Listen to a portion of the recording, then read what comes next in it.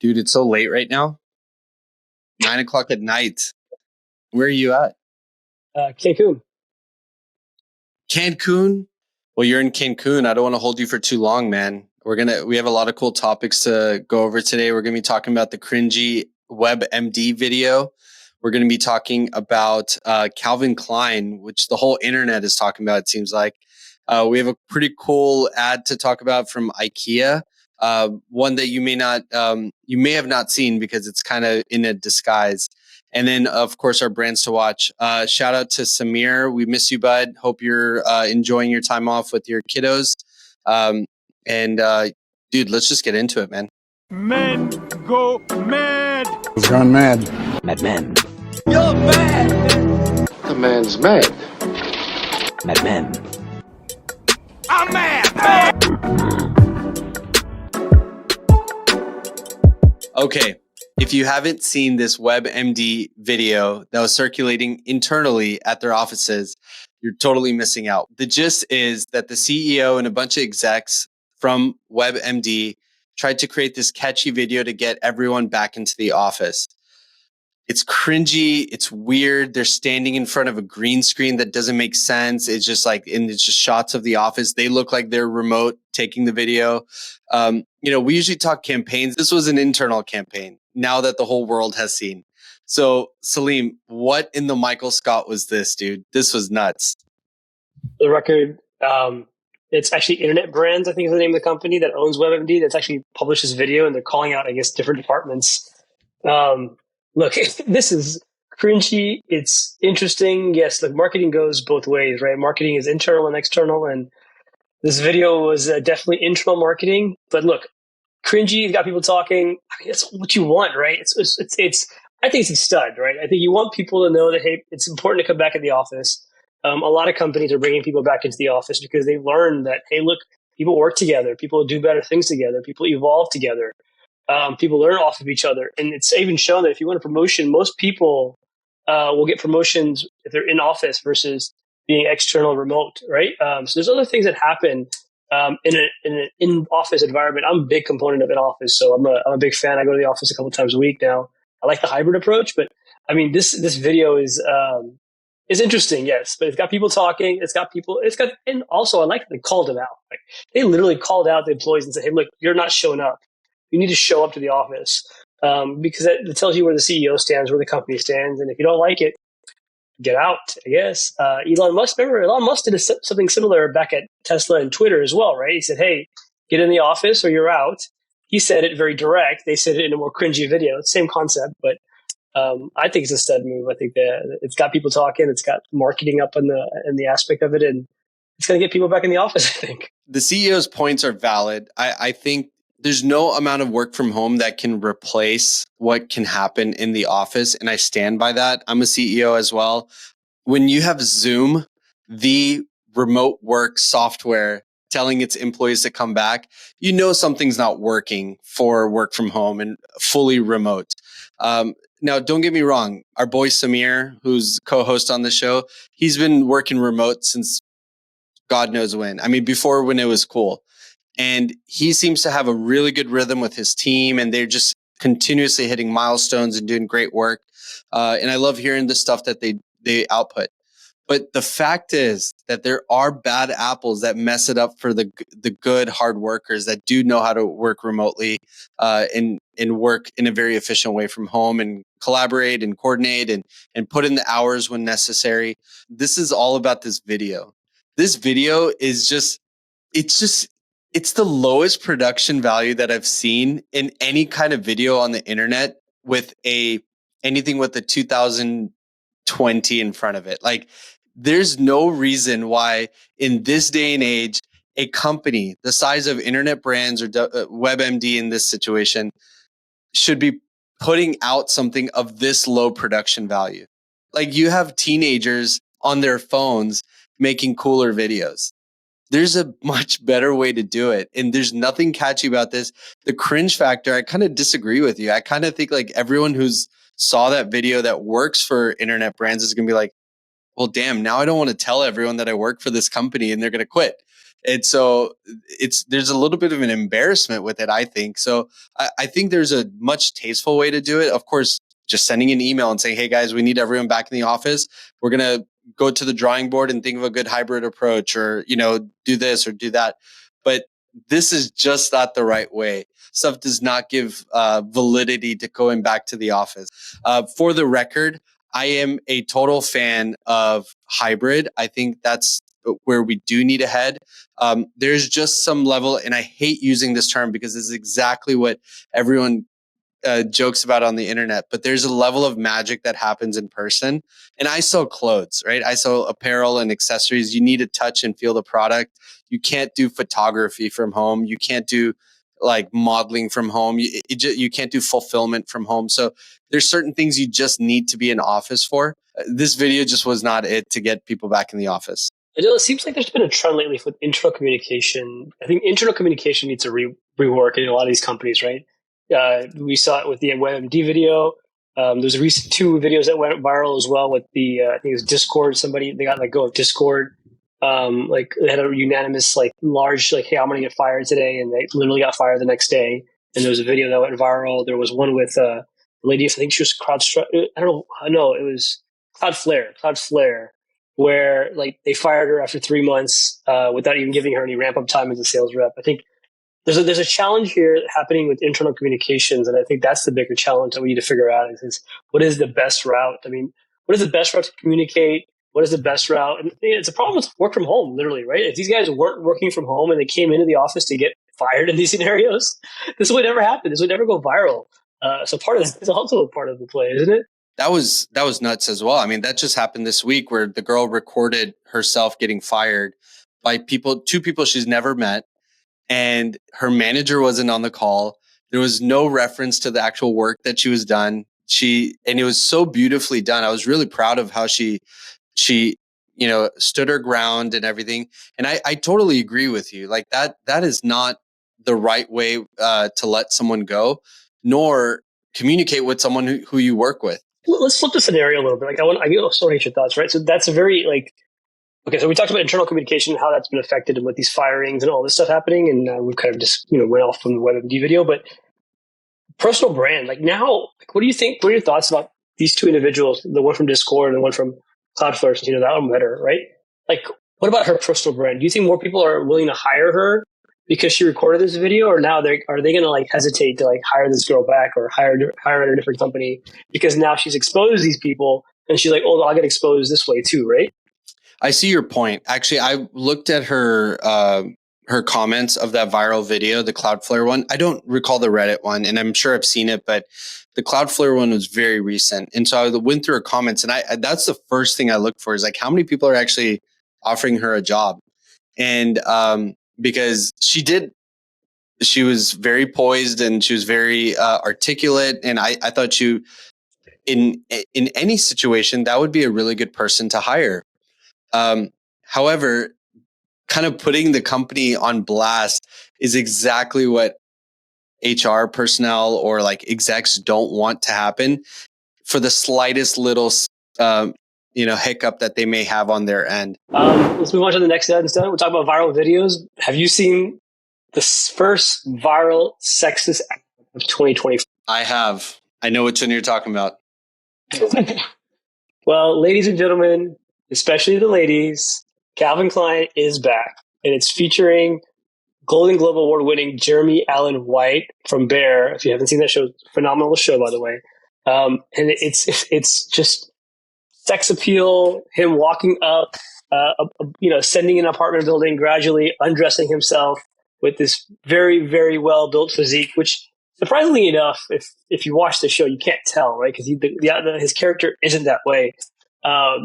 But the ad captivated the internet, billboards everywhere, and they also got managed to get banned in UK. A twist in advertising norms. I mean, this is something Calvin Klein used to do. It hasn't done it in a very long time because of different body positive and all the other inclusiveness that conversations have been happening. But now they've gone back to their kind of roots. But what do you think, Adil? Dud or stud? I think total stud. I love the return to the classic Calvin Klein ad format. This is what worked for them in the past. I think this is going to totally boost their brand value again. I don't know how many people buy Calvin Klein, but I assure you, this is going to be something that women go buy for their husbands now, or whoever. You know, men will buy for their partners, and this is going to work. And the reason why is because earlier, late 2023, a few months back, we saw the very successful Skims launch for the men's line, and she proved that thirst traps work. And so Calvin Klein took America's favorite dysfunctional chef and had him strip in front of America. So this is totally going to work. I think it's a good return to their norms, their ad formats and stuff, something that they felt very comfortable doing. What will be interesting though is like how the communication will change around, where it's the masculinity versus like how this is just body positive. And I think this can be spinned into body positivity in its own way. And it'll be interesting how they bridge that recent conversation of body positivity with this like thirst trap of a video. No, I agree.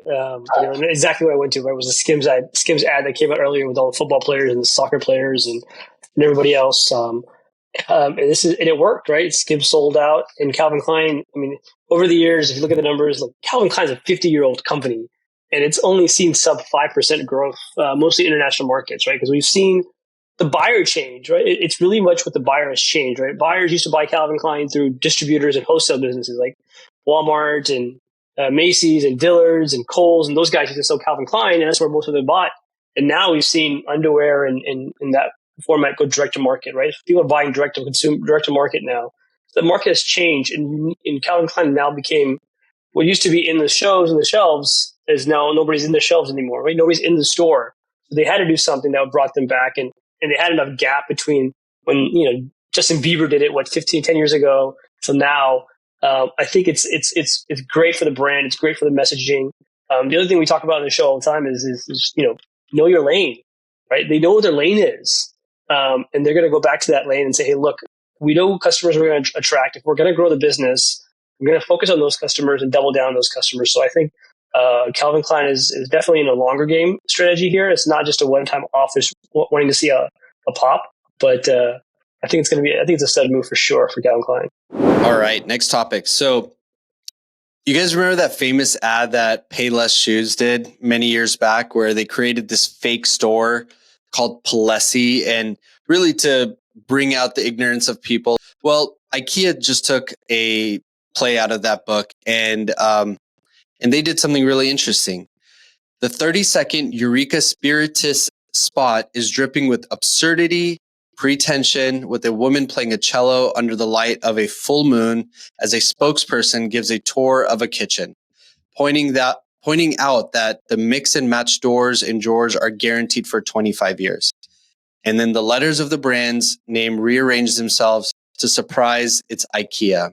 Really, this man that's speaking swaps out his blazer and puts on a yellow IKEA shirt. It's a really odd ad. If you haven't seen it, check it out.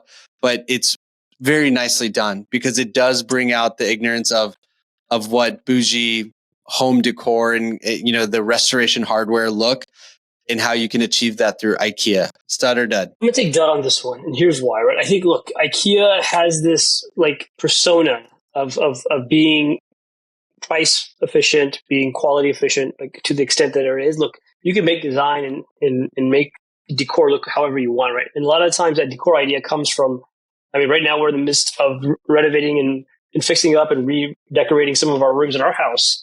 And you go through the feed and you find these different, ideas from these other interior designers or decorators and they're looking at products and putting the product placement in, right? So all this ad is doing is kind of doing what you see on social media and saying, hey, you could buy this all from IKEA.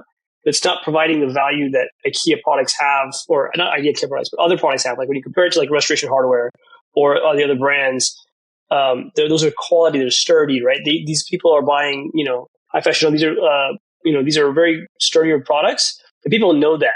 Nothing in this ad really changes your mind and say, hey, look, yes, it looks pretty. I can put it in a dark color and it'll become a brand. And I may think I could pay for it and for those people that are influenced that way. But I don't think it's going to move a huge amount of consumers to IKEA. All it's doing is taking the IKEA customers, maybe asking them to buy a little bit more and buying a different venue. That's what I think. Fair. I mean, I see your point on that, but it does kind of trick you into thinking like, well, am I just trying to chase a brand when IKEA can give me some of this stuff? And honestly, I'm kind of for that. Like, I recently we were looking at some couches like last summer actually, and we went to Restoration Hardware. We were doing all the things that we thought where we should be looking, and my wife and I just looked at each other and we're like, this is just nuts. Like, who's going to spend 20 grand on a couch? Like, who does this stuff? And we went to IKEA and we're like, man, this stuff is really good. We didn't end up getting it from IKEA.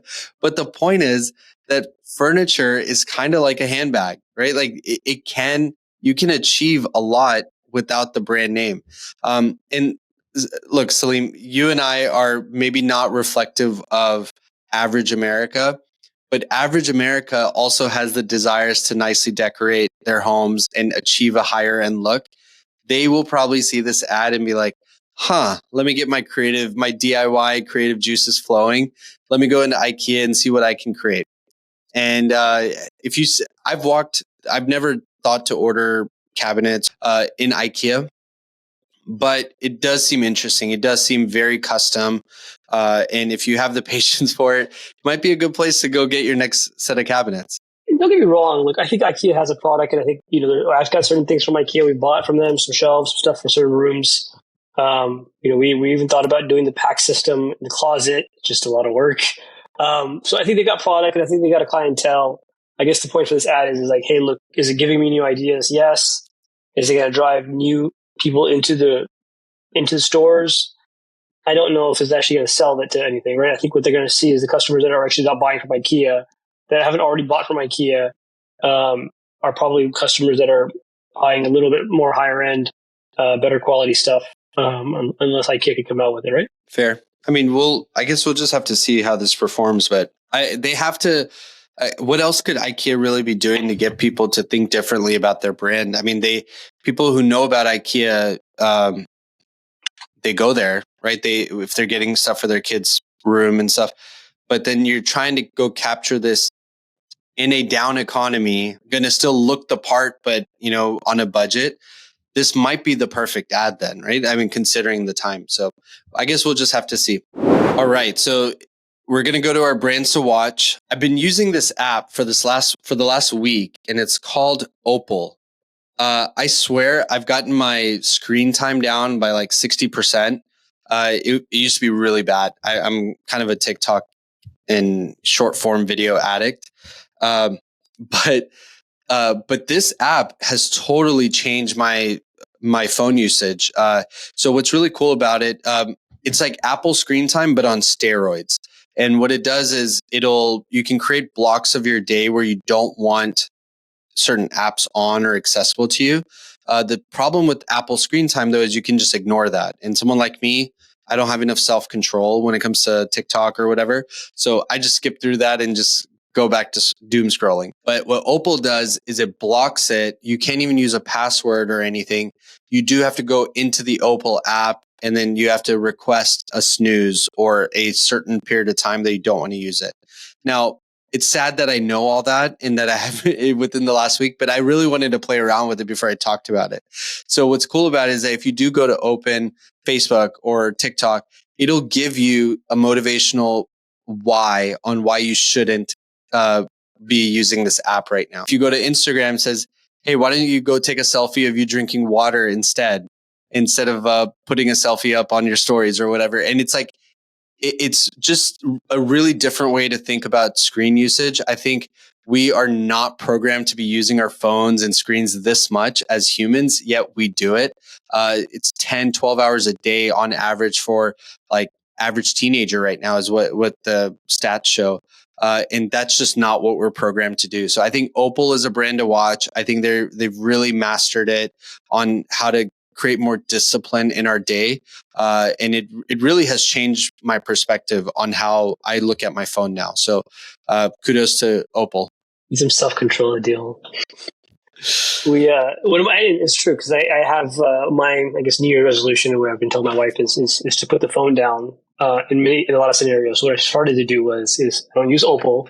I just flip the phone off. I just flip it backwards so I can't see the screen. Just leave it to the side. So therefore, I don't have an Apple Watch or anything, so it doesn't ping me. So I can just leave it down, and whenever something happens, it happens. Right. So I've done that. It's helped bring the screen time down. But my problem with Opal in general, just what you described, and I'm not used to the product. Right. And any way to get people less screen time is phenomenal. My problem with the product is that what prevents Apple screen time to copy what Opal's doing. Because I'm paying for it, it makes me want to respect it more. I know it seems silly, right? But I don't ignore the message. I said, nope, like this is good for me. I'm not going to go on to it, right? And Apple also benefits from having Opal there. They get shared revenue with anytime someone does get a subscription charge from Opal, so they get a chunk of that. I think there will always be a home for discipline apps and like accountability apps. People use these devices for helping them with that.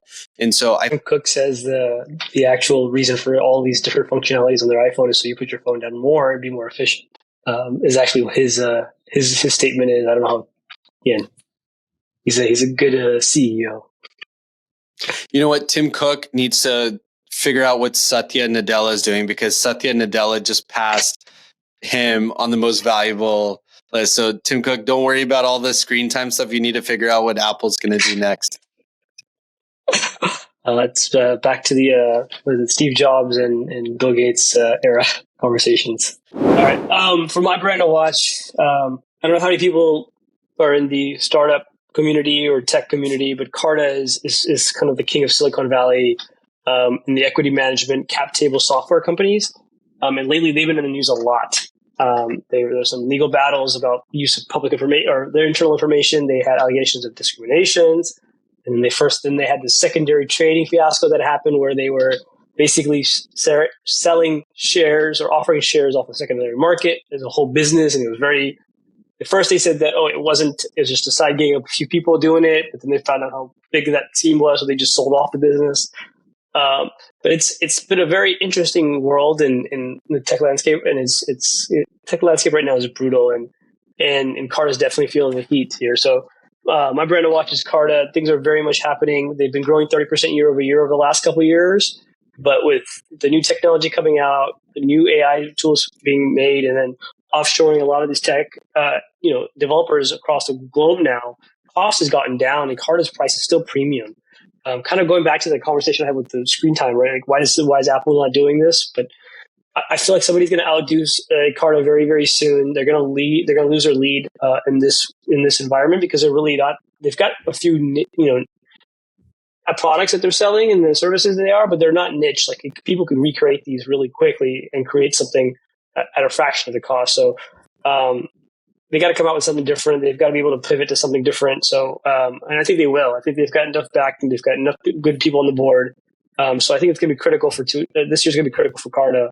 That's why I think they're my brand to watch. I know they've had quite the roller coaster the last 18 months with bad press, but also, their stock and everything.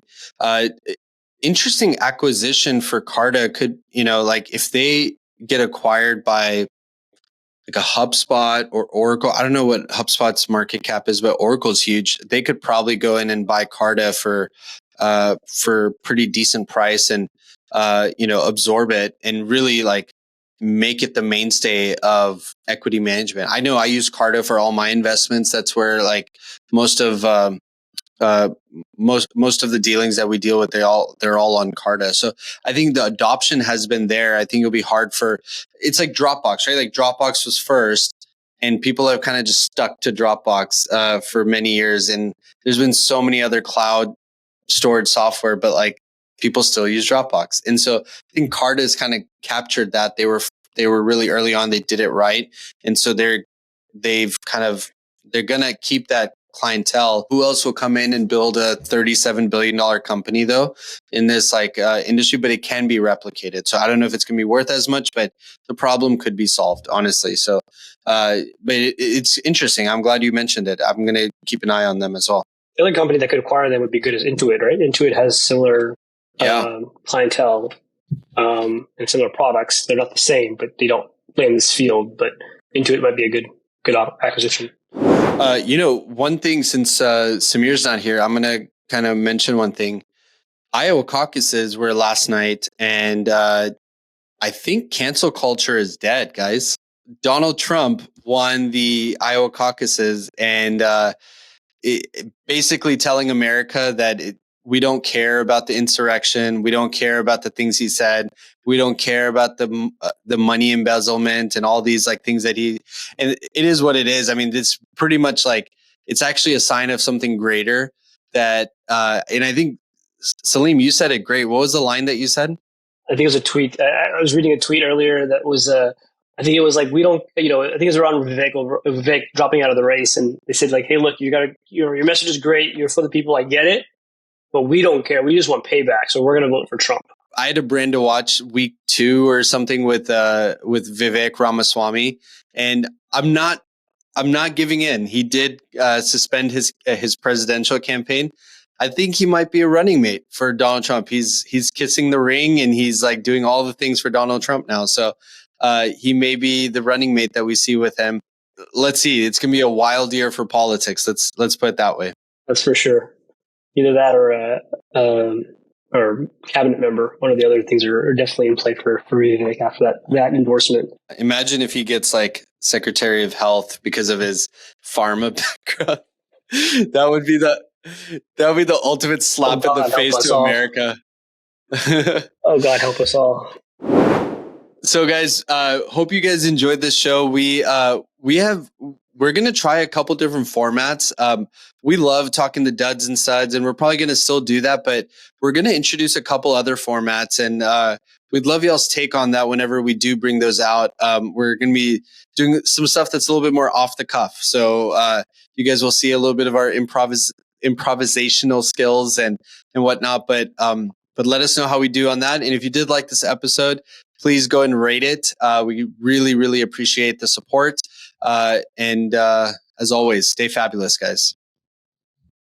Ciao. Men go mad. He's gone mad. Mad Men. You're bad. The man's mad. Mad Men. I'm mad.